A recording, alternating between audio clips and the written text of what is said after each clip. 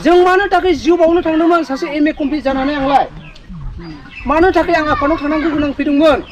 DR नाब्ला साराबो आवगायनो बुंखादों जोंखौ असमिया जाथिया सासे मानसिनि जुनै जोंखौ बायसिगोन एबा जोंखौ फानसिगोन बेनो जाबाय प्रमद बर'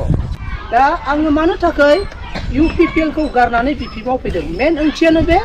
जोंनि हारिखौ नाम्बार 1 फाननानै जानो थांगासिनो दं फानखाबाय बेनो जाहैबाय प्रमद बर' पलिटिकल दावहा अके जोंहा डेम'क्रेटिक कान्ट्रियाव मोनसे दावहा थाबावो बे दावहाया जाहैबाय पलिटिकल दावहा हा स' पलिटिकल दावहाया जोंनि थाखाय देरसिन जोंनि गणतन्त्र देशआव दा बेयाव जों बुजिनो गोनां आं सासे जुदिबा जेरै जोंनि आदा मथिना बुंदों जोंनो फेरेंगाखौ देरहाहोदों प्रमदनि आगदा आखाइ जोंनो थादों प्रमदखौ जोंनो फोरोंदों मिशन भिजन अबजेक्टिभफोरखौ लानानै फोरोंनाय मानसिया जोंनो जोंनि जायगासे जोंनि लाइमोन सेंग्रा सिख्लाफ्रा आफादनि सेंग्रा सिख्लाफोरजों लोगोसे बिसोरबो माबा मोनसे मावनानै सास्टेनेबल डेभेलपमेन्टआव गावबा गाव जिउखौ खांनो थाखाय माबा मोनसे खालामनो हागोन खोमा होननानै जोंनो फोरोंजोबदोंमोन खिन्थु प्रमदखौ दैदेननायाव 16 तारिख सेप्तेम्बर 2002 11:30 हर सांग्रांनि न'आव क'क्राझाराव ना सावरायग्रा आंखौ बुंहरबाय अ लिअ फै जों दिनै शिबजों लोगो लागोन होननानै मानो होनबा सार आं बे आंनि सिनायथि सार बुंनो थाखाय दा आङो मानो थाखाय इउपिपिएल खौ गारनानै बिपिएफआव फैदों मेन ओंथियानो बे जोंनि हारिखौ नाम्बार 1 फाननानै जानो थांगासिनो दं फानखाबाय बेनो जाहैबाय प्रमद बर' डाइरेक्ट प्रमद बर'आ फानबाय जों मानो थाखाय जिउ बावनो थांदोंमोन सासे एमए कमप्लिट जानानै आंलाय मानो थाखाय आं आफादाव थांनांगौ गोनां फैदोंमोन मानोना जोंनाव लिडार गैलामोन जों दैदेननानै हारिखौ रैखाथि होलांनो नामा साननानै आरो फंसे बाथ्रा जोंनि दैदेनगिरिया बुंदों बै समावनो जोंखौ असमियाफ्रा दिनै सिलाइजों भारतजों गादबनो हायाखिसै राव भाषायाव जोंखौ गादबनो हायाखिसै जोंनि कालचारखौ दंस' खालामनो हाला दा बिसोरो मा सिस्टेमजों जोंखौ दंस' खालामगोन बिटिसिआ जाहैबाय 2003 आव 10 फेब्रुवारियाव जेला आकर्ड जादों 40टा दफा लानानै बिसोरो क्लियार इमप्लिमेन्टेड खालामदों बेयाव जोंहा 6 शेड्युल जिथु नोंने अनलि हिल्स हाजोनि ट्राइबेलफ्राल' मोनो जोंनि हारिखौ रैखाथि होनो थाखाय 6 शेड्युलाव बेखौ मोनसे आकर्ड खालामनो हादों आरो बेजोंनो लोगोसे जोंनि भाषाखौ 8 माबायावहाय नोंने कनस्टिटिउसन अफ इन्डिया बेवहाय 8 शेड्युलाव सोनो हादों अनलि दा बेनि जुनै जोंनि बर' हारिया इन द वर्ल्ड पृथिबियाव मिथिजादों आरो जोंनि बर'आ ओरैनोबाबो मिथिजानायाव ओरैबायदियाव मिथिजादोंमोन national democratic front of Bodoland जिथु ओबामा ना प्रेसिडेन्ट ओबामा जोंनि इउएसए जों मिथियो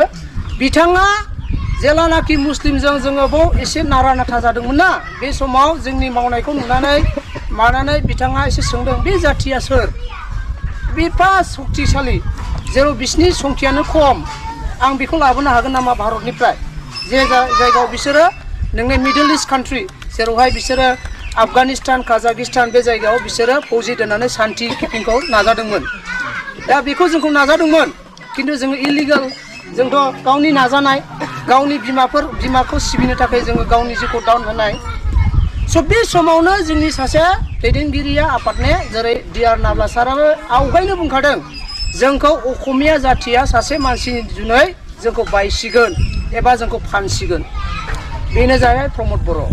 बेखौ स्ल' प्रसेसजों बिसोरो आस्थे लाइन लाबोखादों मिथिबायना बेयो आरएसएसनि एजेन्टबो जानो हागौ एबा माबाबो जानो हागौ बेहा जुरिथ' दंखायोमोन दा बेयाव जेला आन्दलन जायो रायजो राजाफोर नोंथांमोना प्रमद बर' सारा रेलवे जथेनो लाङोना लाङामोन थाखा फैसा नोंसोर हरोना हरामोन न' बड'लेण्ड न' रेस्ट डिभाइड आसाम 50-50 बे बाथ्राखौ बियो मोनसे जोंनिफ्राय बर'नि जिथु थैयाव दङ बेखौ गरम खालामनानै जोंखौ गासैखौबो बाहायोमोन नाथाय बिनि मेन ओंथियानो जाहैबाय गावनि मुलाम्फानि थाखाय मानि थाखाय गावनि मुलाम्फानि थाखाय थाखाया कालेक्ट खालामा लाङो गावनि बिल्डिंआ लुहैयो खोनाबायना थाखाया कालेक्ट खालामा लाङो गावनि बिल्डिंआ लुहैयो आरो बिसोर सलारनि सिस्टेमावबो फैसा खानना खाङाखैमोन आबसुआ खानना खाङाखैमोन 600-1200 लानानै थांजोबदों बिसोरो जोंबो बेयाव हरदोंमोन बे थाखाखौबो बिथांमोना प्रमद बर'नो ज' हैबाय दिल्लीयाव रायलायहैनांगौ सुक्ति जासिगोन माबा जासिगोन होननानै खिन्थु बिनि पेपारा गावनि आखायाव थायो दिल्लीयाव सोरनो होनांगौ बेहा जेबो रोङा स' दा बेबायदि बेहा आननलेजेबल लिडार अनलि बियो रायलायनोल' गोरों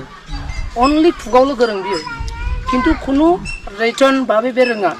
बियो जुदि गोरोंमोनबा जोंनि जिथु दफा दाख्लि 2020आव 27 जानुवारियाव एग्रिमेन्ट जानाया जोंनि NDFE फोरखौ बिदि फाननाङामोन बियो जोंनि NDFE नि MOU नाय इनार लाइन पारमिट दंमोन साख्रिनि खोथा दंमोन गासैबो हारिनि जौगाथायनि थाखाय जोंनि MOU आव दंमोन बर' रेजिमेन्ट थागौमोन गासैबो दंमोन जों बेखौ लानानै जों खुसि जादोंमोन जाबाय आरो जोंनि डिआर नाब्ला सार आरो जेसेबांनाखि जेलाव थानाय मानसिफ्रा गसिगोन होननानै जों खुसि जादोंमोन मानोना इन द पृथिबीयाव 1914 and 1929 फार्स्ट वर्ल्ड वारआ 1914 आव जादों 1929 आव सेकेन्ड वर्ल्ड वार जादों बेयाव अनेक ट्रिटि जादों एग्रिमेन्ट रावबो एग्रिमेन्टनि उनाव साजा मोना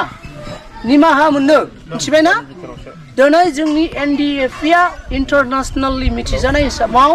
गिजानाय मानिजानाय हिसाबाव बिथांमोननि एग्रिमेन्टआबो बिदि जानांगौमोन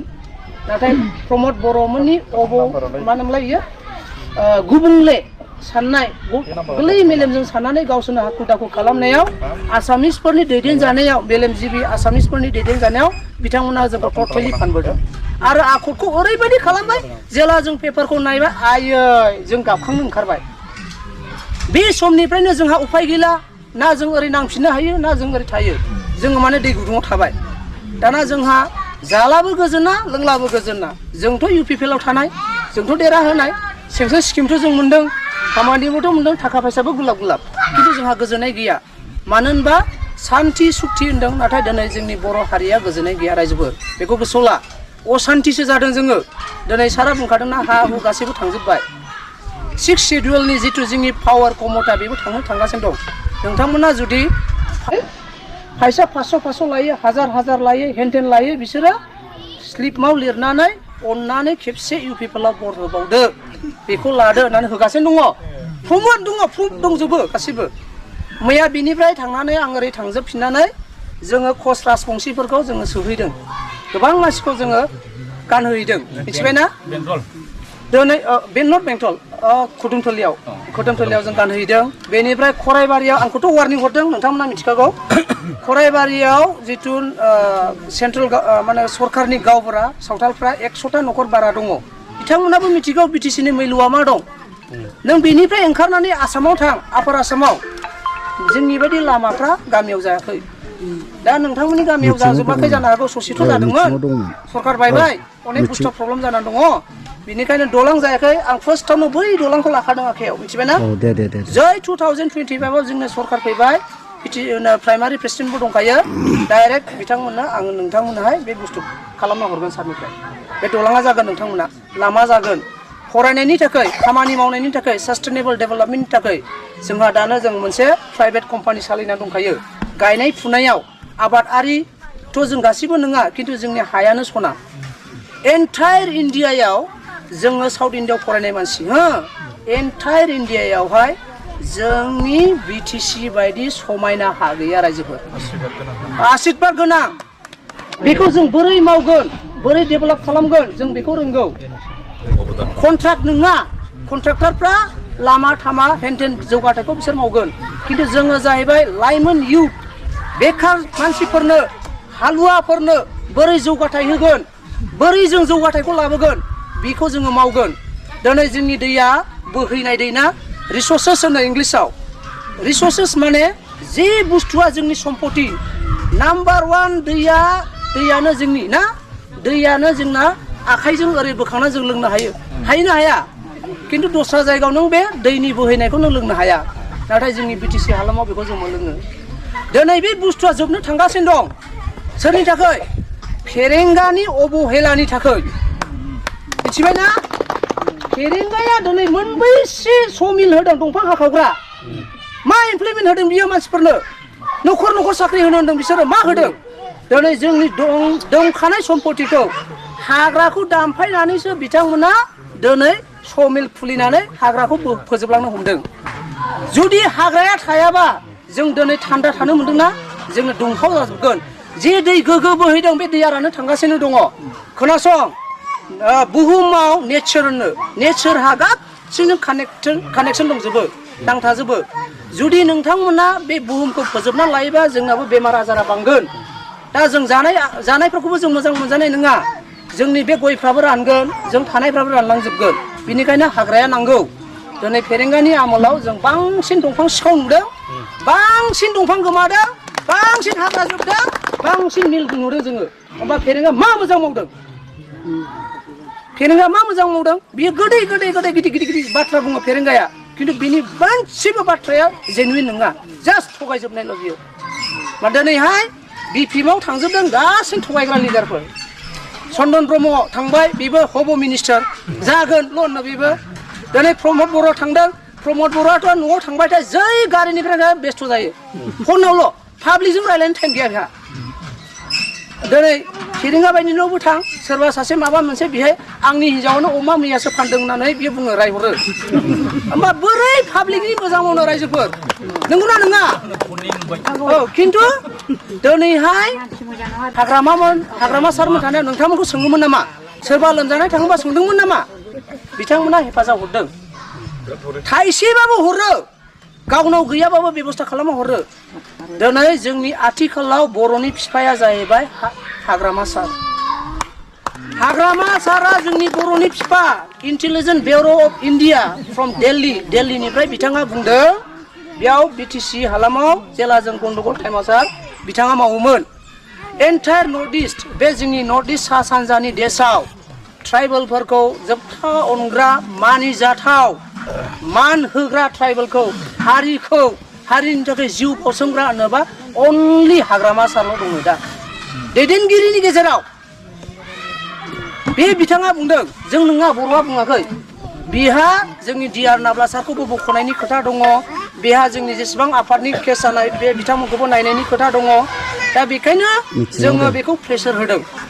जोङो एनडिएफपि फोरनिफ्रायबो एक्सुवेलि एमअइउ होखानायखा सारबाय ना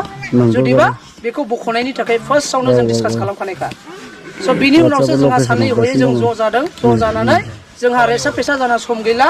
दा बेखौनो जोङो मावलांनांगौ दं जे सुबुंफोरनि जुनै दिनै जोङो थासारिखौ मोन्दों जे सुबुंफोरनि जुनै जोंनि बे हाफ्रा दस्रा जाथिनिफ्राय बायख'जादों बिनिखायनो नोंथांमोनाबो जों खावलायबाय फैगौ इलेक्सन नोंथांमोननि फिसा फिसौनि उन जोलैखौ नोंथांमोना मोजां नायनो लुबैदोंब्ला नांगोलनि सुयाव भट हो जोंनि बिटिसिखौ जोङो लाखिफिननि बेनिफ्राय 2025आव बिटिसि सरकारा हाग्रामा सारखौ लाबोफिननि खिन्थु जोंनि पावार फांसनखौ जोंनि आखायाव लाबोनो थाखाय बिपिएफखौ लाबोनाया बिराद प्रयजन नंगौना नङा आं बेखौनो खावलायबाय आरो नोंथांमोना आं बेखौनो बुंनानै आं फोजोबनाय जाबाय गोजोन्थों।